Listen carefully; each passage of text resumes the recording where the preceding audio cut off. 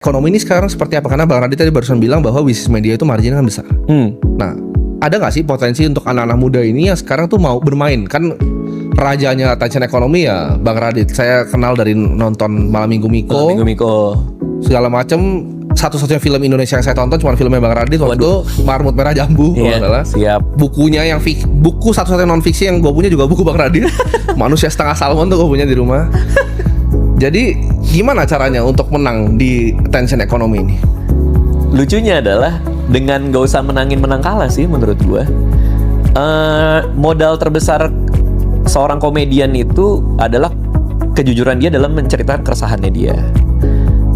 Anehnya, semakin yang lo ceritakan itu personal buat lo, semakin banyak yang dengerin.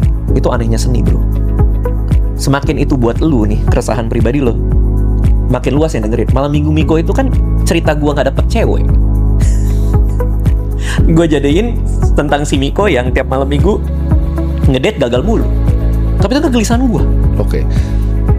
Mungkin pertanyaan begini Bang, kalau ide akan kegelisahan mungkin semua orang bisa nonton ini dan punya pemahaman itu. Ya. Cuma untuk actually execute Malam Minggu Miko di waktu tahun itu luar biasa. Karena waktu itu YouTube kan bercandaan. Betul. Itu pertama kali ada level serius yang dibawa ke YouTube dan dinikmati banyak orang. Oke. Kan kita bicara soal konten, kreasi konten ya. Malam Minggu Miko termasuk kreasi konten dong. Iya. Kan? Itu elemennya dua. Nah tadi yang gue bicarakan tadi barusan soal kegelisahan dan kejujuran lo dalam berkarya, itu adalah lo mau cerita apa, what do you want to tell. Itu dari kegelisahan lo yang akhirnya dinikmati banyak orang. Itu lo mau cerita apa. Nah aspek lain, yang satunya lagi, ini selalu berdua nih, gimana cara menceritakannya. Nah kalau lo nggak punya dua-duanya, lo ngedelivernya mungkin nggak nikmat gitu loh. Ngerti gak sih maksud gue? Nah, gue belajar dua-duanya. Gue mau cerita apa, gue harus deket.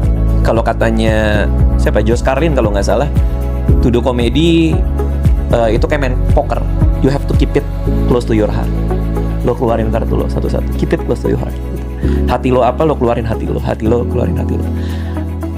Belajar cara itu, belajar untuk lo rela menceritakan itu dengan segala kelemahan, kekurangan lo. Siapa sih yang mau cerita kalau dia cewek nggak ada yang mau? Ya kan? Tapi kan gue berdamai soal itu. Nah gimana cara menceritakannya nih, belajar bro, ini baru teknik. Gue dulu beli kelas penyutradaraan, dikirimin sama, jadi ada sutradara bikin workshop offline.